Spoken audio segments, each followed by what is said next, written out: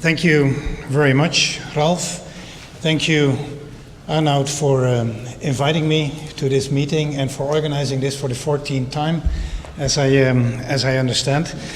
And indeed, as you already mentioned, I will give a short introduction, and I will actually talk on where do we stand after the 14th Berlin Open Access Conference. You said you didn't like the title that much of the session. I actually didn't even come up with this title myself, but you came up with this title. That doesn't happen to me that often, but it is fine. I'll talk about that. I am also a member of the deal negotiation team, like Günther Ziegler is, and that is actually the title of his talk. So the one will actually merge in the other, and we will just continue there. As you can see here, my affiliation is with the Fritz Haber Institute of the Max Planck Society, and I've actually come from the Netherlands to Berlin in 2003. The Max Planck Society is a society when they offer you a position as a director to do research, people are willing to come from all over the world to accept that opportunity, and so did I. So I came in 2003 from the Netherlands to work there, and I've been happy ever since. The Fritz Haber Institute is actually the oldest Max Planck Institute.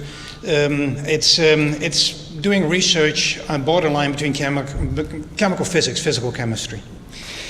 When I joined the Max Planck Society in 2003, it was actually August 2003, and one of the first things I attended then, that was shortly after, was the meeting where the Berlin Declaration was signed in the same year. And my colleague director then, Robert Schlegel, and my predecessor, the one whom I succeeded, Alex Bradshaw, had been very active in the field of open access already for quite a while. So in a way, my start at the Max Planck Society got me heavily involved with open access from quite some time on. On the other hand, I needed to spend my time on doing research, and I spent most of the time in the first years doing that. Then, for me, actually completely unexpectedly, in 2012, despite how much I liked it in Germany and how much I liked the Max Planck Society, I was asked by my alma mater, the Radboud University in Nijmegen, to become their president. I studied there. I did my PhD there. I got my first position there. I got my first professor position there. And two of my daughters were studying their physics and chemistry. It's an offer I just couldn't refuse. I had to go.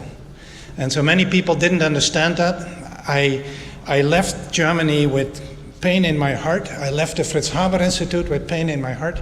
But I'm very happy I did this job in the Netherlands, and that I served as president for my own university for 4.5 years. I mentioned that because at that time, I got really involved in open access in a different level. Before that, I had only been involved in open access as an individual researcher trying to accomplish something. And I realized how difficult that is. But then here I am and become president of a university with also a responsibility for the researchers at that university. At least that's also how I felt that. And at the same time, around at the same time, in 2013, the Dutch State Secretary Sander Dekker wrote an important letter in which he set out the goals for open access of scientific publications of the Netherlands. At that time, he wanted to reach full open access of all the Dutch publications in 2024. This was kind of a 10-year period. Every year it should increase by 10%. Given that this letter was written by him, and the way it was written, it was clear this is something that the university presidents in the Netherlands have to take very serious. The Netherlands has a big advantage, I learned the last time, versus Germany, in that it's a little bit more compact and a little bit more easy to organize some things. So the Netherlands has 13 universities, 14 if you add the Open University. The presidents of these 14 universities meet every month, and they meet every month in Den Haag, where also the ministers are. And so there's a perfect forum to discuss things together.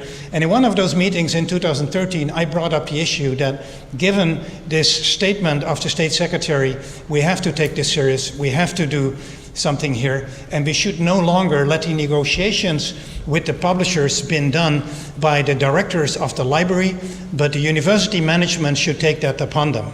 because it is beyond of what is the mandate of a university library.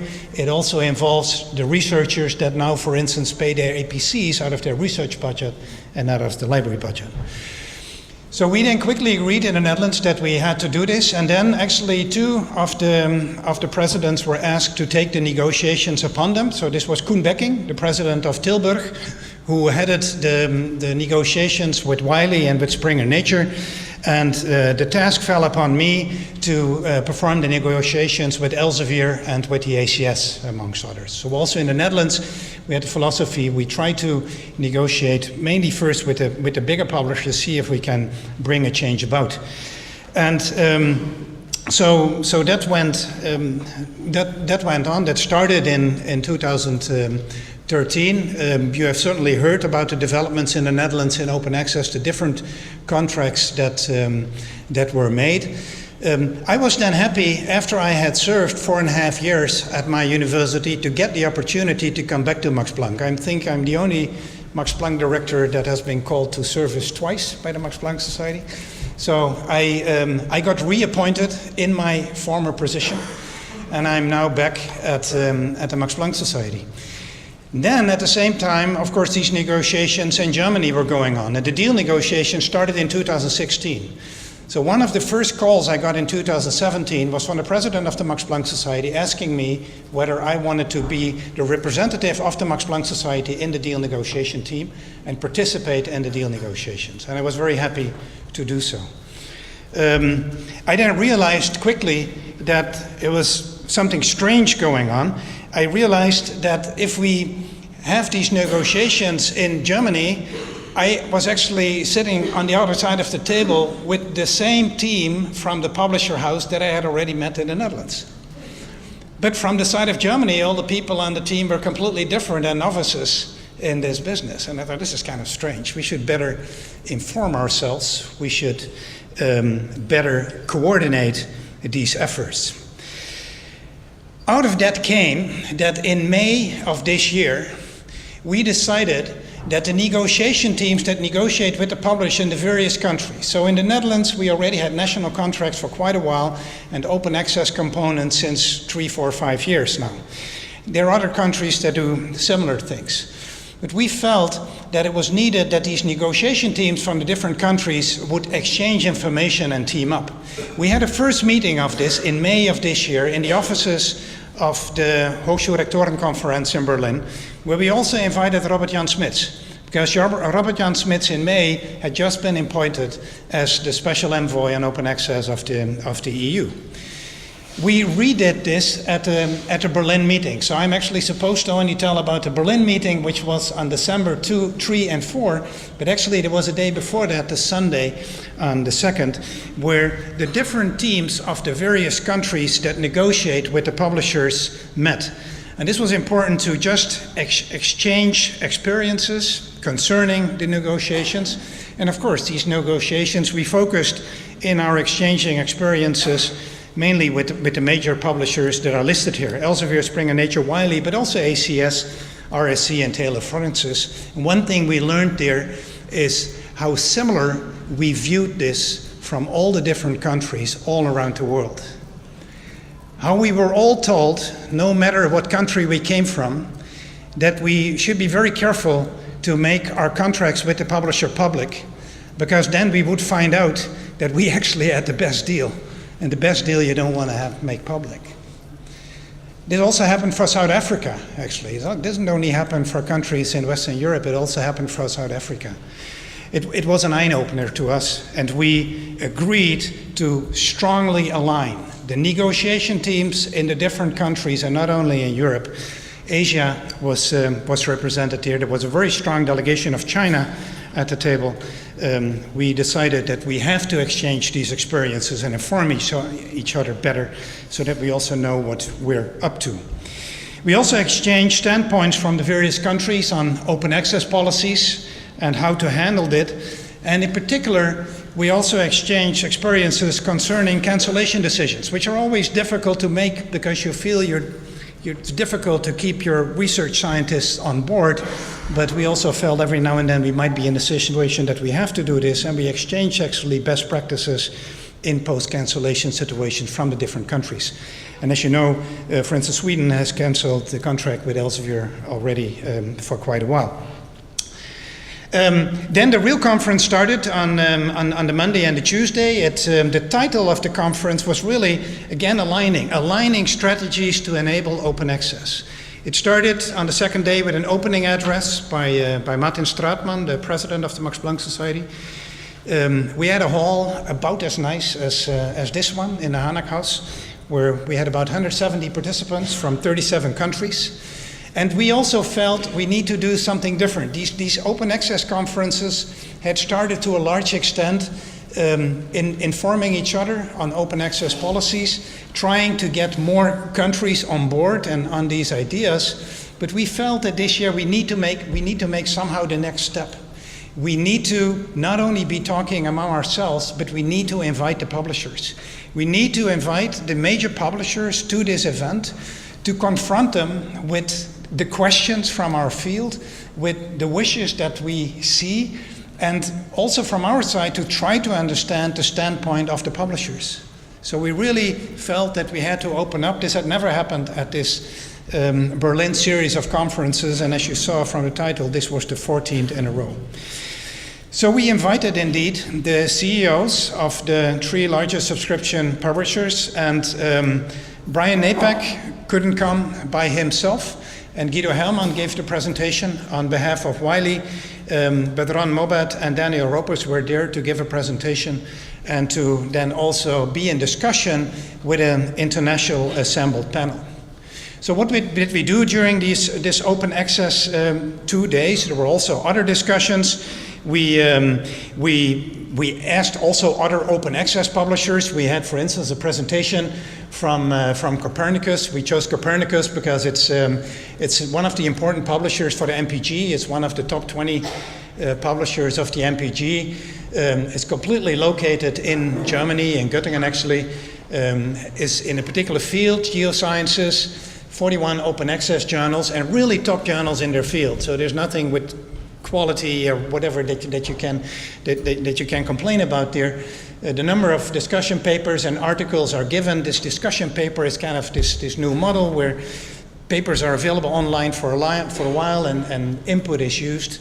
And they run this business sustainable for an average APC of 1,300 euros per article for 15-page articles. And actually with this, they make a 7% profit, and 300 euros per article they actually use to support the Geophysical Society.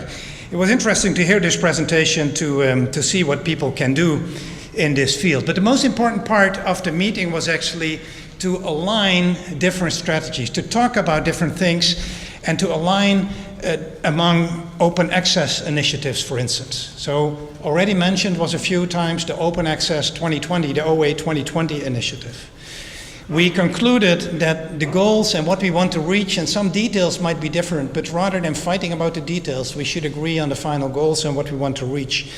And we agreed that there's a lot of overlap at the Jussieu call, for instance, and we also didn't want to spend too much time on debating between gold and green. We just want open access to get established. We also talked about alignment between research funding organizations. So in that sense, also at that meeting, Plan S and Coalition S played a very important role.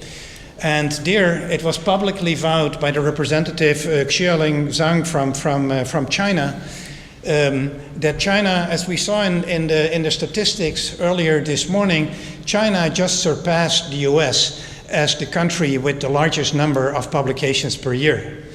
The representative of China nicely pointed out that that is likely to remain like that for quite a while. And I think he's right. And he said that in China, they actually got orders from the highest level. And then he looked at us and he said, from the highest level. And I hope you all know who that is. And they had gotten orders from the highest level to switch to open access. Why? Because it's just economically and scientifically important for China. As easy as that. And he pointed out, he said, there's one difference in China. If we are told to do so, we'll do so. There were funders from the US, there was support from other research producing organizations, and to see this alignment in the international alliance was very important. And so there was alignment at the global scale amongst research producing organizations. And together we really demanded transformative agreements because we see those as a viable strategy to accelerate the transition to open access. And so probably the highlight of the meeting was really the meeting with the CEOs of the 3 major publishers. And I show a typical photograph here. This is how this went. In this case, it is the CEO of Elsevier giving a presentation, but they all had the same setting. So the CEOs were given time to give 20-minute presentation to give their view on open access publication and the publication business. And then there was a panel asking them questions, actually questions that had come up of the Berlin 14 meeting during the days before. And in the panel there was a representative from South Africa, there was the person I mentioned from China, the Netherlands was presented there, the University of California, this is the person who was mentioned earlier, who was actually a professor of economics and also the head of the library in Berkeley. Sweden was represented, Science Europe, we also saw him already come by, the European University Association, and Japan. And actually during each of these presentations and before the real questioning started, Jeffrey McKee Mason, who is the one from Berkeley, basically asked people or conveyed to the publishers and said, well, listen, we are all committed to authors retaining their copyrights. We are all committed to complete and immediate open access. We are all committed to accelerating the progress of open access through transformative agreements. And we want them to be temporary and transitional with a shift to full open access within very few years. And these agreements will realistically, at least initially, be cost neutral, but we expect that economic adjustments will follow as the markets transform. And we stuck our hand out to the publishers and said, we would like you to work with us. We expect you to work with all the members of the global research community to effect complete and immediate open access according to this statement. And this statement, actually Jeff McKee Mason read that out and asked each of those individual countries, these 8 people that were sitting on the table, to explicitly vow whether they were in agreement with that. And I think that was kind of the strongest statement you can give from the international community what the researchers want. And I'm very happy to be standing here today. And I was very pleased with Judy Verse's presentation before, but I was even more pleased with the signing of the contract between Deal and Wiley earlier, just before that at 9 o'clock this morning, because it shows that this partnership is possible. And it's a real partnership. We made the next step. We're not standing on either side of the table and yelling at each other what we would like to do and why the others do stupid or are wrong. No, we want to be in this together and we want to really try to transform the business. And I think we made today a very important step. The signing of the contract from Deal with Wiley is fully in line with everything what was being said and was being stated at the Open Access Conference in the beginning of December, and several of you that are here now were at that meeting as well, and I hope they can agree to that statement. And so in that sense, it's very nice to be able to stand here 2 weeks later and see that has been reached. And again, the call from the research community, at that meeting mainly the research community that was represented, is to all the publishers to partner with us, listen to the researchers and try to get this done. I was shocked when I was here this morning and I heard the first presentation of Michael Coleman, who said, like in our business, our value is built on bedrock, that's the copyright. And I thought, and you don't owe it, right? This is wrong. We have to change this. We have to do this different. We have to go out and we have to talk to each other. And fortunately, this is possible, and I'm extremely happy, extremely pleased, and looking forward to the work we will do with Wiley in the coming years to make this into a big success, make it to a big success for research in Germany, and make it to a big success for Wiley as a publisher. Thank you.